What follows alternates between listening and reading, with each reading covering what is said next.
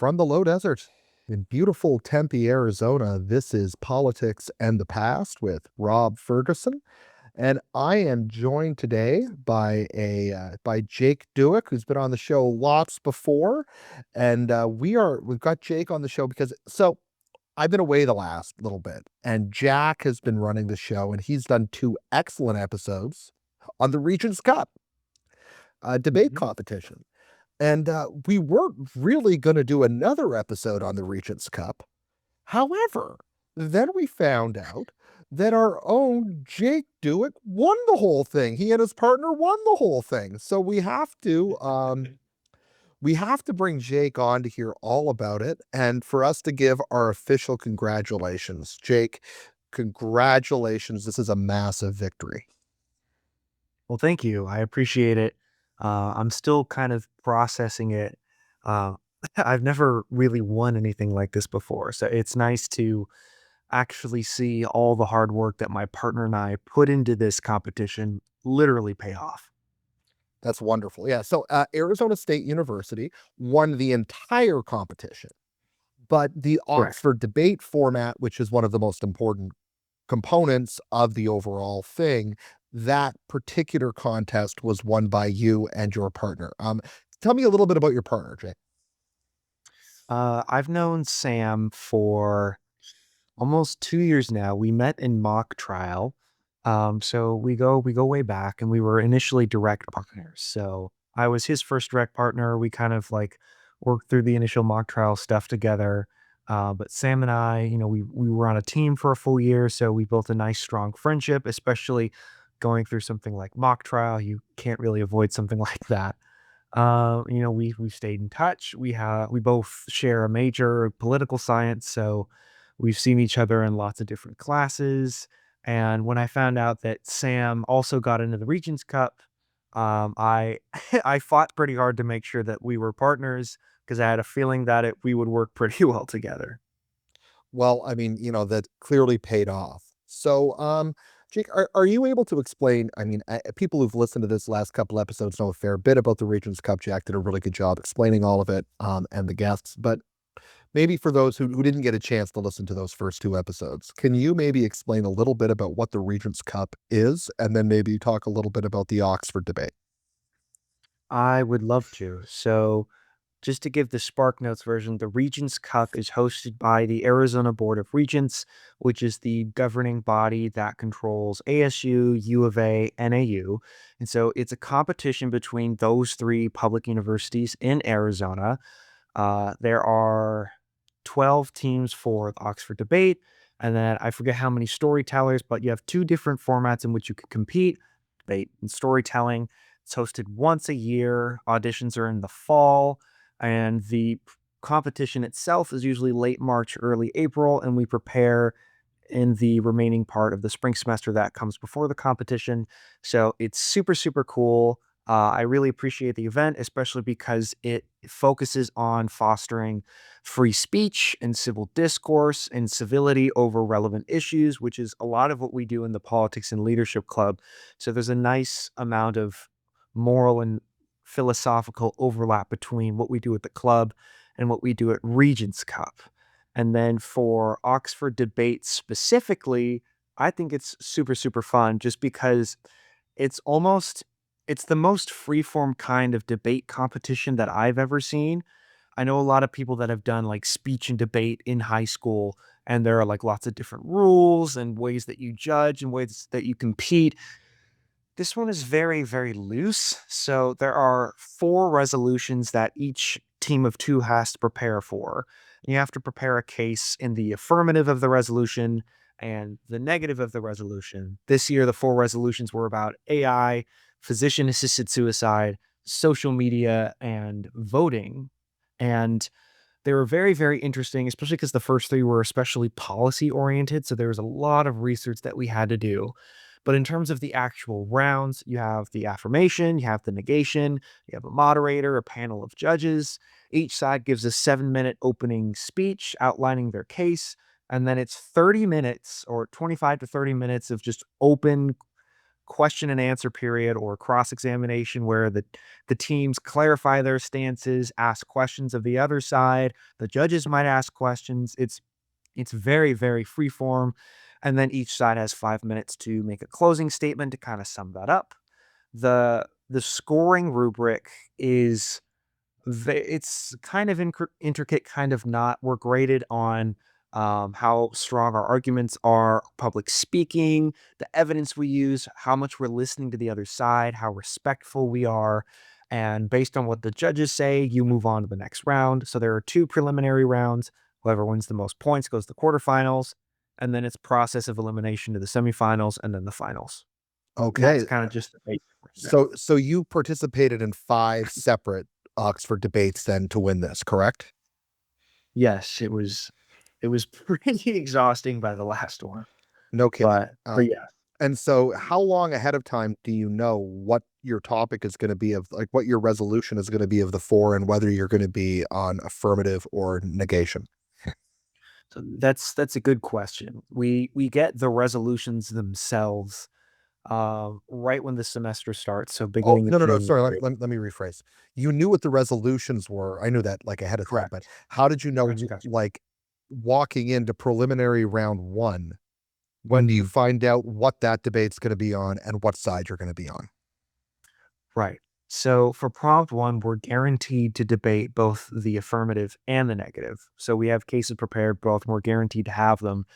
We don't know if we go affirmative or negative until we find out if we made it to the next round. So it's really, really just a coin toss.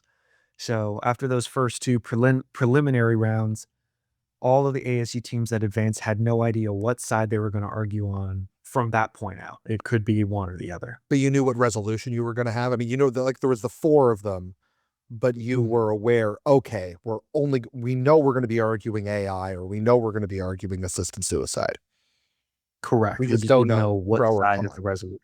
So we had both prepared. We had statements written, like evidence prepared, questions ready to ask, but we didn't know if we were actually going to run that case until we got that far. Okay. So, all right. So, preliminary round 1, what were you and your partner arguing? My partner and I were on the negation for the AI prompt. The way the resolution was worded was universities should embrace the integration of generative AI in all undergraduate curricula. So we were arguing against that. And we went Okay. against these two cool guys from the U of A. It was a really, really fun debate. And then the next round, we knew that since we were in the negation the first round, we knew would be in the affirmation. So we had to argue in favor of embracing the integration of generative AI in all undergraduate curricula. Okay. So that's how it started. Okay. And then in the quarterfinal, what did you argue? So in the quarterfinals, we were assigned to the affirmation. And so again, the resolution was physician assisted suicide should be limited to cases involving terminal illness. So it's a very nuanced prompt. Sure. And so my partner and I were arguing in favor of that it should be limited to terminal illness. And again, we had a case prepared for the other side that it should not be limited to terminal illness. Okay. Sure. And then in the semifinal, what did you have? So for the semifinals, we were back on the negation. The resolution was the US should legislate an enforceable minimum age of 16 for all social media accounts. So we were arguing against that. And it just so happened that by the time we got to the semifinals, there were 4 teams left, and 3 of them were ASU teams. So we were all really excited to have made it that far, but we knew that 2 of us were going to have to go against one another. And that's what happened to my partner and I. We went against our friends, Alex and Gary, who were on the affirmation. It was still a great debate, but it was kind of tough to know that one of us wasn't going to make it further. Yeah. And so in the finals, was it you up against another ASU team or was it the other team that made it through? And we were against the NAU team, and again, we were on the negation. And so the prompt, it's I hear that the last one is always intended to be values based, where the other ones were more policy based. So this one was in a democracy, a citizen's moral obligation to be well informed is prior to their right to vote. So it was a really, really interesting prompt. And so my partner and I had to argue against that, that a citizen's moral obligation to be well informed is not prior to their right to vote. And so again, we had a case prepared for both sides. This one was a lot more philosophical, kind of drawing on the poli sci bread and butter, Edmund Burke, Alexis de Tocqueville, Rousseau, et cetera, et cetera, et cetera. So, and the NAU team took I'll say a very interesting approach to the prompt, but at the end of the day, we came out on top. Well, congratulations. I mean, that sounds like what an experience and how challenging. I mean, to have Mhm.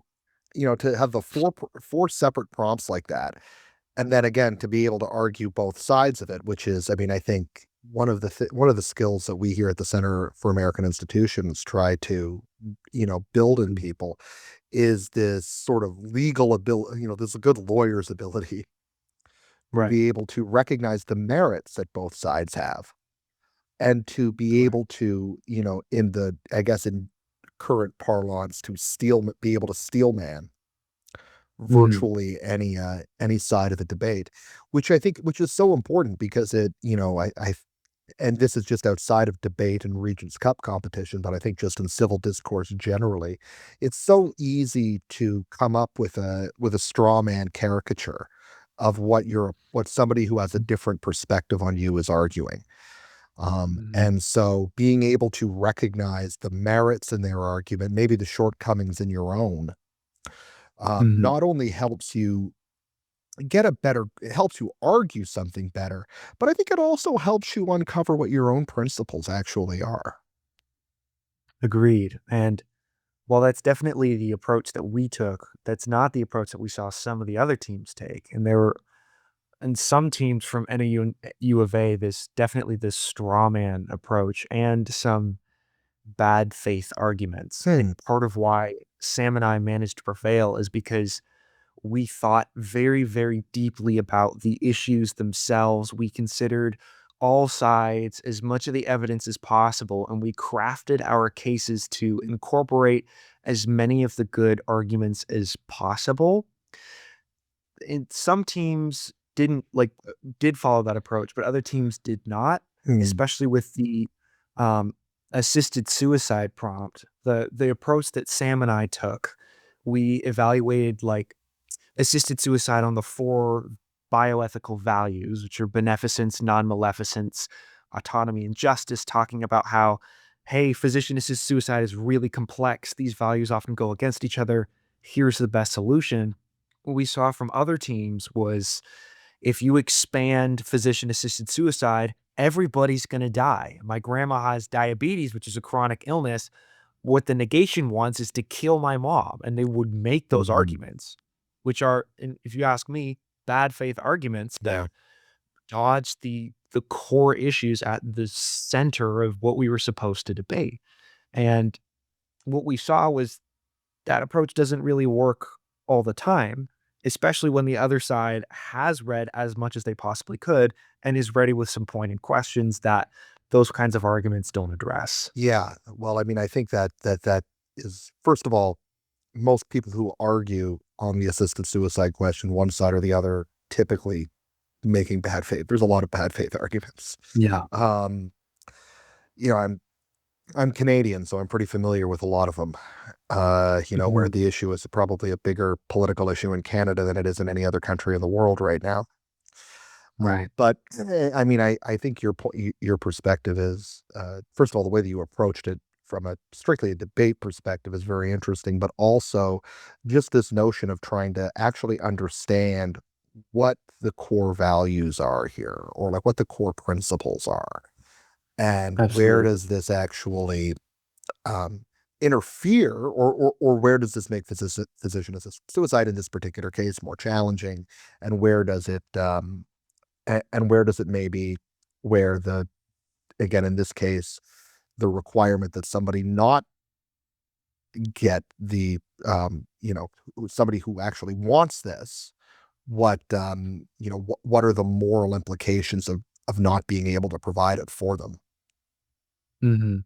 Yeah, it's an incredibly, like, tender issue, especially because you're arguing over who has to suffer or who has, like, access to this procedure, and just in addition to the fact that the procedure causes death. So it was an incredibly complex issue, and if I'm being honest, it was the one that my partner and I struggled the most with when we were preparing, just trying to figure out the best ethical way to wrap our heads around this issue because, we're not doctors, we're poli-sci majors. Right. We don't deal with the intricacies of, like, actual diseases and bioethics and what physicians have to decide, but it takes the best effort possible to try to understand that to make a bulletproof argument in favor or against the resolution. Yeah. Yeah. Well, I mean, actually, in some cases, the fact that you're not a doctor sometimes makes it a little easier. Um, Right. when but, that sometimes people who are so close to an issue professionally are actually not able to see it in broader societal terms. Mhm. Um, Agreed. So, but, yeah, we while the thrust of the event is to encourage students to really think about these issues, we saw a lot of teams that didn't do that, hmm, especially in the final round. that's That one interesting, and it's was interesting they made it that far too. very interesting. I was I was definitely surprised. They were good speakers, but their case was really interesting, if you wouldn't mind if I expanded upon Yeah, it for a little please bit. do. So just to remind the listeners that the prompt was, in a democracy, a citizen's moral obligation to be well informed is prior to their right to vote.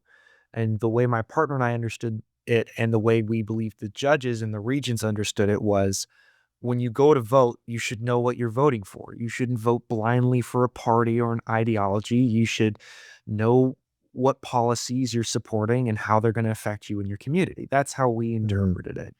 The NAU team took a very interesting approach, and they opened their case with this assertion that the prompt was inherently racist and bigoted, and that they could not possibly affirm because it incites racist history of Jim Crow laws and literacy tests.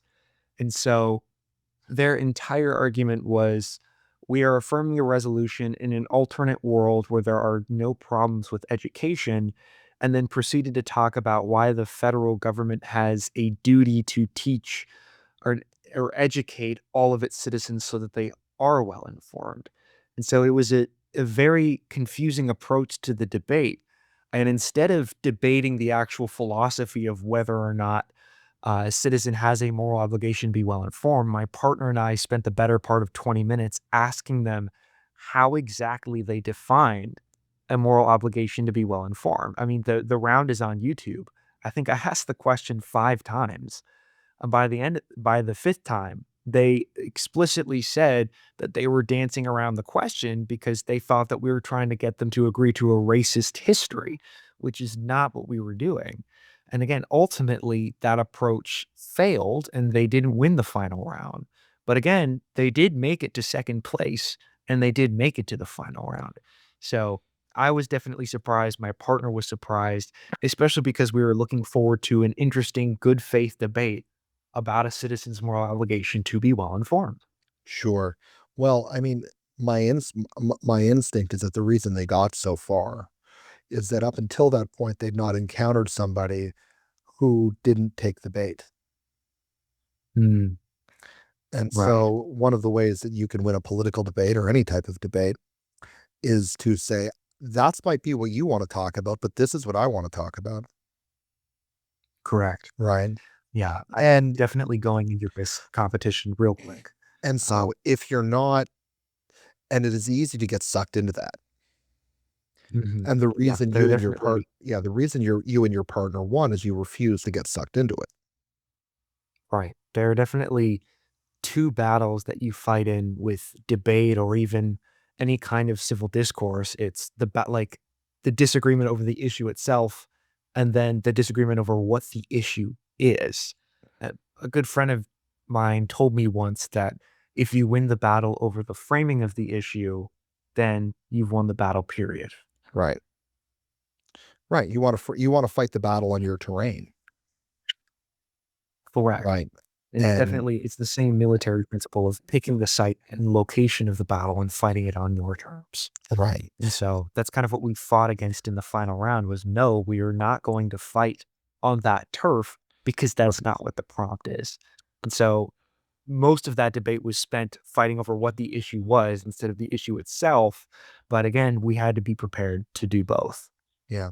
Well, that's a but that's a part of debate Correct. is trying to, either fully shape the terrain to your own preference or to make sure your opponents don't get to do it.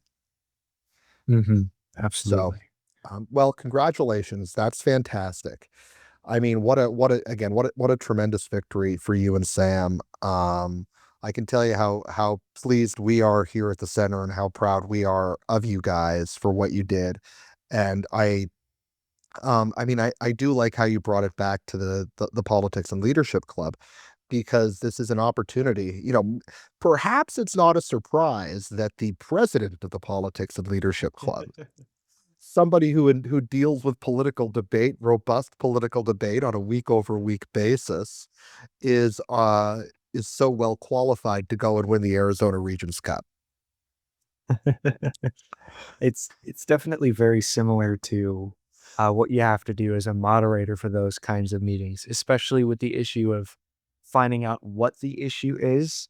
I know as a moderator, I try to let people speak their mind, and I don't really treat myself as a fact checker, but I try to figure out what issues everyone else is talking about and whether or not some people are arguing something completely different versus someone else, and kind of making sure that everyone is on the same battlefield per se. And so having that experience definitely helped going into this competition. Yeah. Well, again, excellent job. So here I'm going to exercise a little bit of my prerogative here, and I'm going to say, Jake, okay, you prepared for these various prompts. What? No, you know what? I can slightly change. I'll call an audible. What is the thing that after doing all of this research and preparing all of these cases, what was what was the thing that you learned about it can be about any of these policies that maybe questioned your principles the most, or you found the most challenging that you may have learned? It's a really, really good question. And I think I mentioned it earlier, but my partner and I definitely had the hardest time with the physician assisted suicide prompt, just because we thought that either side was ignoring very compelling arguments. Because, again, as I stated earlier, with physician assisted suicide, there are a lot of competing ethical values that go directly against one another. Like, sure, you have to consider the well being of the patient and someone's autonomy to decide what they want to do with their own life. But you also have to consider whether everyone has equal access to medical resources and the duty of physicians to do no harm. They're both exceptionally compelling arguments, and it's very difficult to argue against one because in some ways, regardless of what side you take, you are discounting the personal and severe instances of suffering that some individuals actually experience, and that's a lot of what we read about. Yeah. I know we early in our research, we came across the case of a Canadian man from Quebec named Jean Touchon, who had spastic cerebral palsy and couldn't move at all for 12 years. And he had constant muscle spasms and pain. He had terrible quality of life. And he asked to be eligible for physician assisted suicide. And so, if you're in the affirmative, you're arguing that no, he needs to be kept alive and the government needs to keep him alive. But then if you're on the other side, you're saying, "Oh, we should expand it out," because then there are issues of physicians pushing assisted suicide when patients aren't necessarily ready for it, or maybe not pushing all the best options like palliative care and so on and so on. And so to answer your question directly, I think the biggest takeaway is that policy can be messy, but sometimes the best solution is the one that doesn't make everybody happy, but that considers as many viewpoints as possible, even if it's not super popular, if that makes sense. Yeah. No, it does make sense. Well, this is one of the things with assisted suicide, that in this particular case, and I remember this particular case in Canada, and one of the things that I think is was always clear is that the patient was not an imminent risk of death. Right. They weren't terminal. I mean, they were terminal in the sense that we're all terminal, but Sure. it wasn't, death was not likely in the next 12 months. However, Mhm. that might have made his case even more scary and more sad because there was very little that Right. could be done for his pain, almost nothing. Mhm. And he, again, couldn't move, couldn't do anything. All he could do was experience pain. And all he was going to Yeah. do for the next several years was experience pain.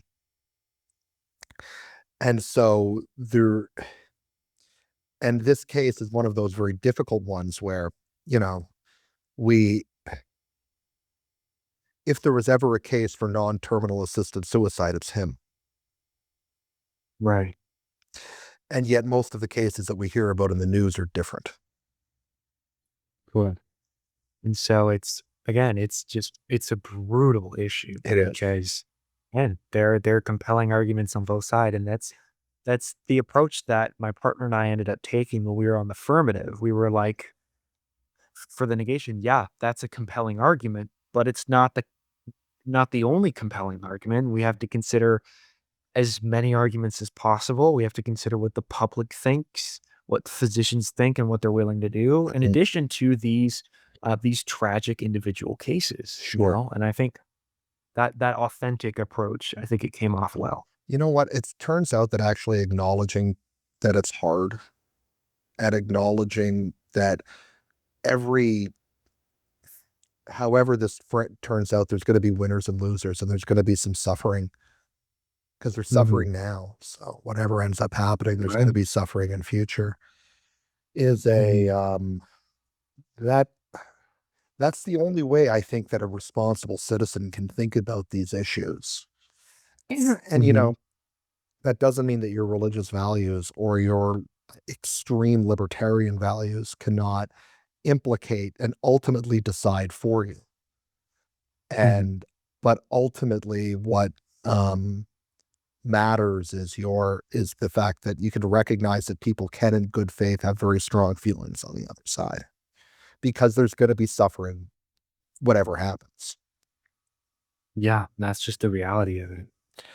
And you would have thought, and this is an issue, but there's other, the other issues do as well. And this is such a great competition because by forcing you to think through it like that, right? I just hope it makes people who go through it more sympathetic to others and empathetic with others. Mhm.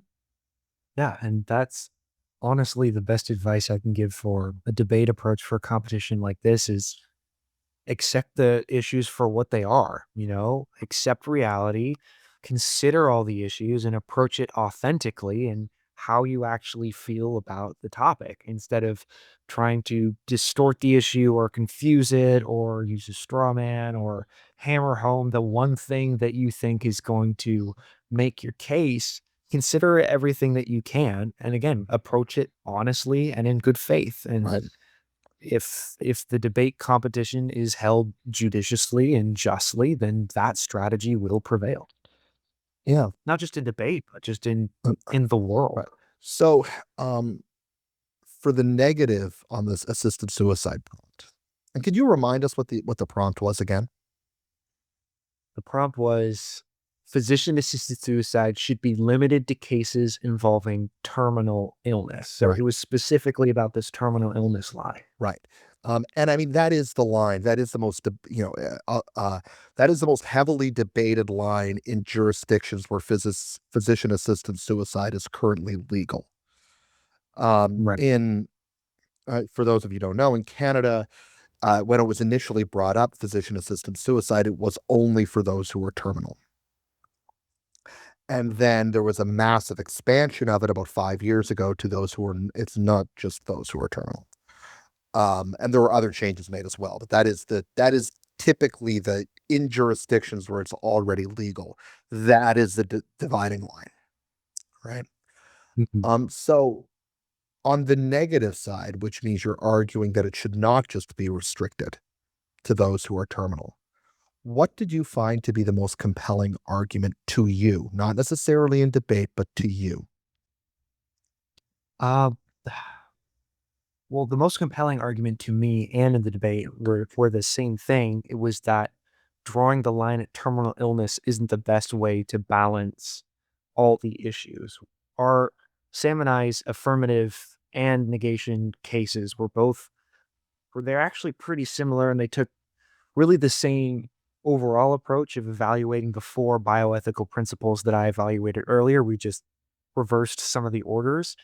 But what we did is we talked about a lot of the same considerations, like, yes, there's the duty to do no harm, there's the issue of justice, the well being of the patient, autonomy. But we argued that terminal illness isn't necessarily a bright line. And we cited studies that say that doctors can overpredict how much a patient has to live or underpredict how long a patient Mhm. has to live in a vast majority of cases, kind of tweaking with, especially with regards to the law, how we define terminal illness. I know in the United States, where it is legal, most states use the timeline of 6 months that you're going to it's reasonably foreseeable that you're going to die in the next 6 months as the qualifying metric.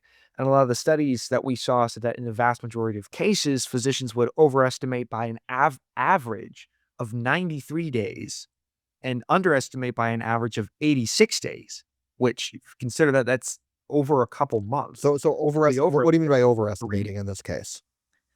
they would predict that a patient on average lived 96 days longer than they actually did. And Okay. so when you're considering someone applying for assisted suicide that requires that you have 6 months less to live, Right. over predicting on average by 3 months is going to make a big deal, Right. big difference, Right. And right? yeah, okay, that now I get it. Okay. Interesting. Mhm. Very interesting. Yeah. The other argument we used was that terminal illness doesn't really capture the essence of what assisted suicide is for. We, on that side, we argued that assisted suicide wasn't for something that was going to make you die. It was going to be for something that was never going to get better, which is it's a slight reframing, but it No. makes a difference because it incorporates cases like Jean Truchan's because he had something that was reasonably not ever going to get better. There was no other treatment for it, and so assisted suicide seemed to him like the only option. Right. And so that's how we framed it on the other side of that debate. Okay, so how would you have framed it on the affirmative?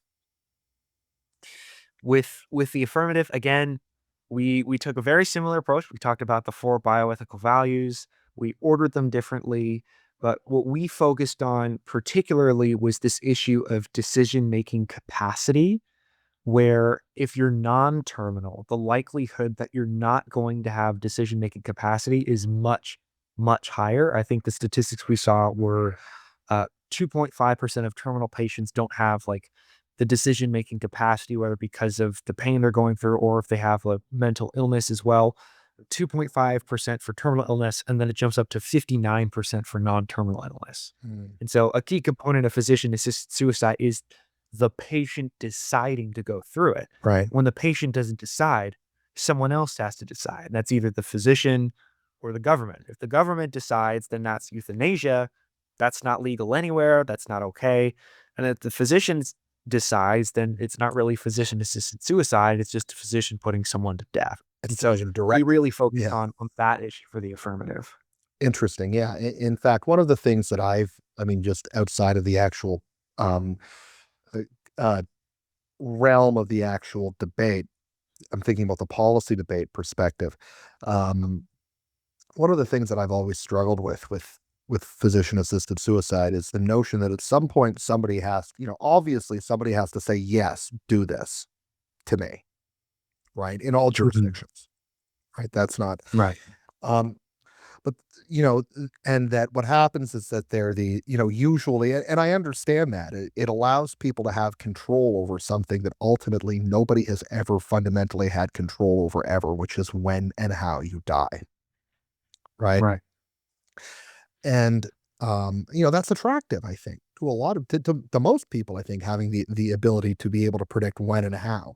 It might not mean you wanna do it next week, but, like, the notion of having some control over that.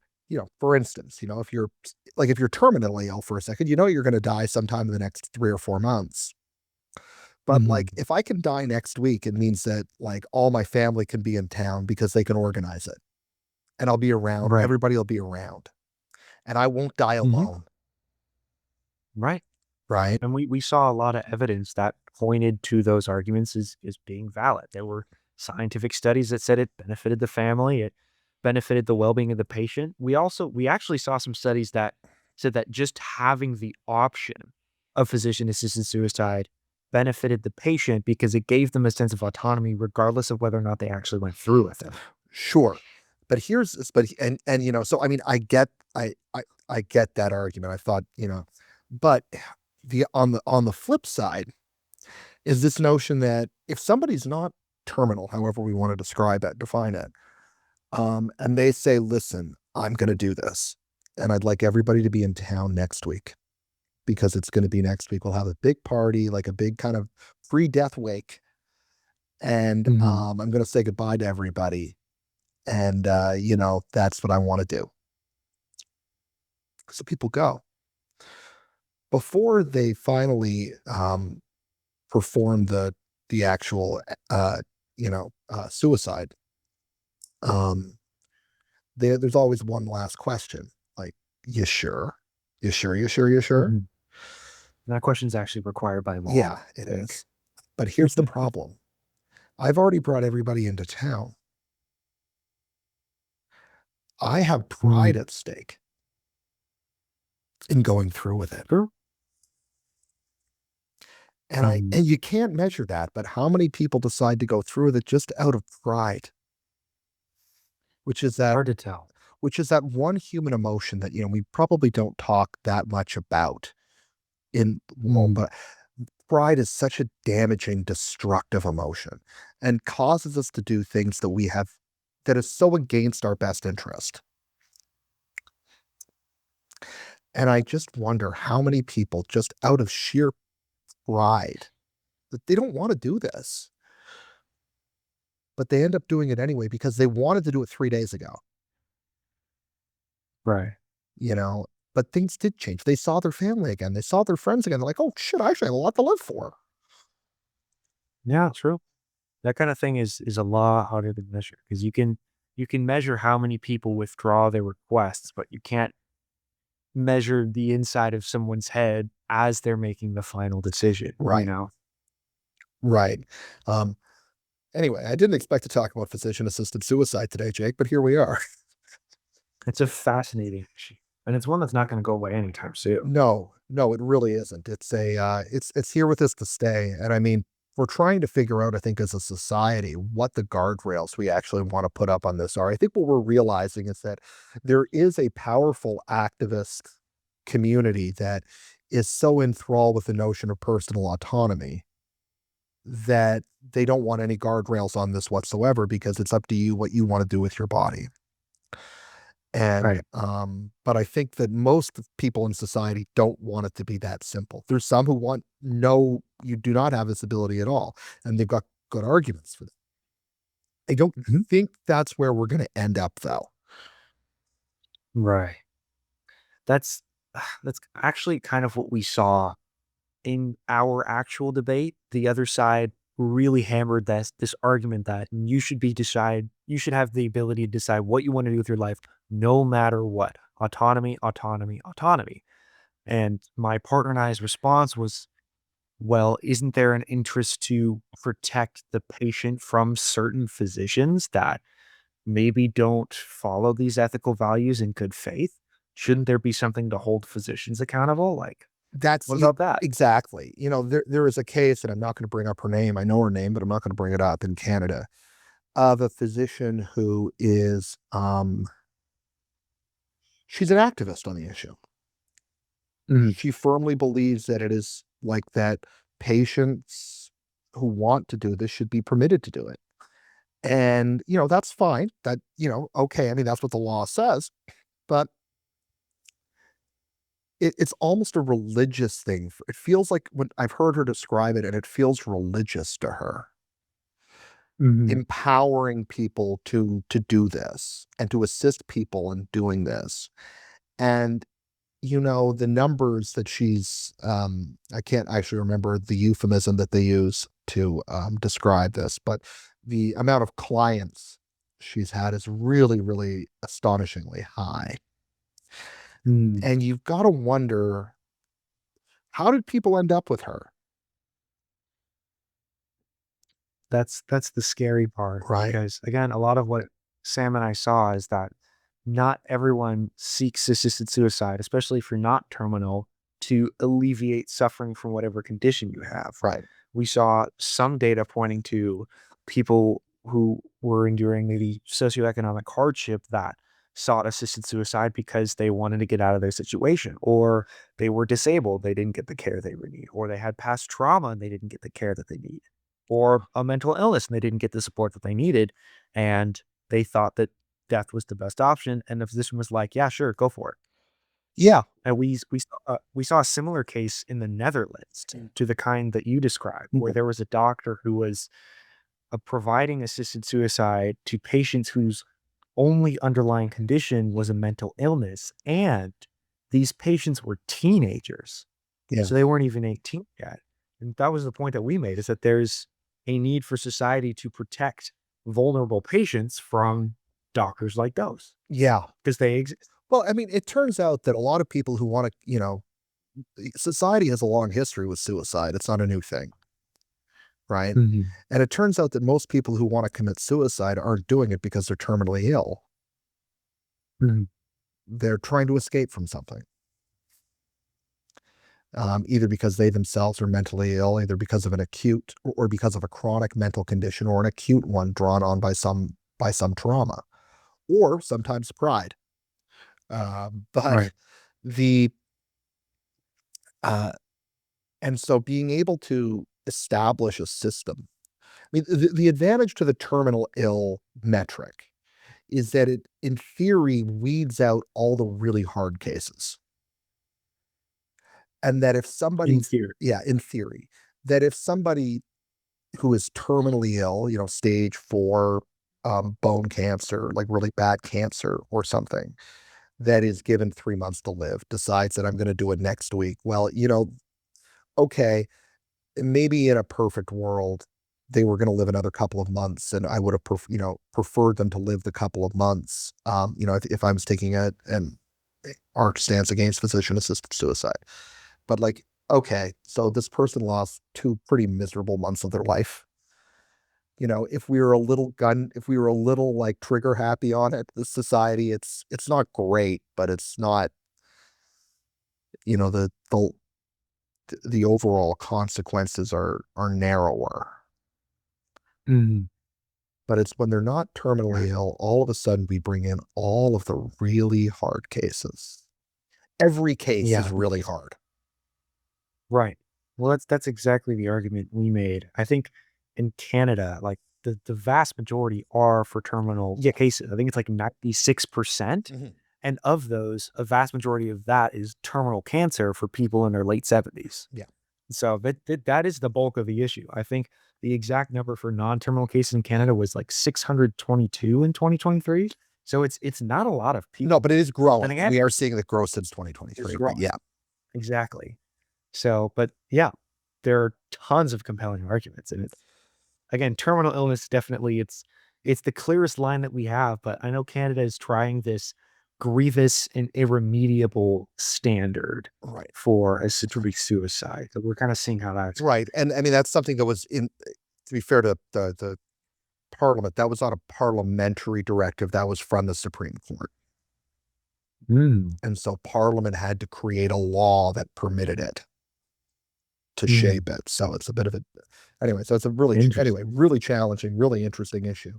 And Jake, I didn't intend to go down this rabbit hole with you today, so I'm glad we ended up doing that. Just to Right. wrap up, again, we keep talking about the importance of, and maybe hopefully we, showed the importance of civil discourse there a little bit, even though I don't know how much we disagree, but it was still nice to talk about that difficult issue with somebody. How, Right. like again, more broadly speaking, can you I mean, I know that Arizona has one of the highest fire rankings as far as universities go. We are considered one of the best jurisdictions for free speech in the United States. Can you maybe speak briefly before the end what the importance of that has been in your education and being able to spend these formative years of college becoming a better citizen? I think that's a great question, but I'm gonna maybe go the more Jack approach and kind of take a scholarly approach to this question. I've been reading a lot of John Stuart Mill recently, and he has a lot of writings on democracy and how free speech should work in a democracy. And his take is that free speech should be almost unlimited because it's better than shouting people down for having incorrect opinions or unpopular opinions because there's always the chance that unpopular opinions are actually correct, and there's always more benefit to actually convincing someone with maybe a not so good opinion to maybe see the light and be more productive and change their mind and experience different ideas. And that's definitely what I've experienced as a college student in Arizona, is the opportunity to interact with different ideas and question different ideas and maybe consider the side of different ideas and maybe change my own ideas because I had the opportunity to speak freely with people who either had similar views or different views.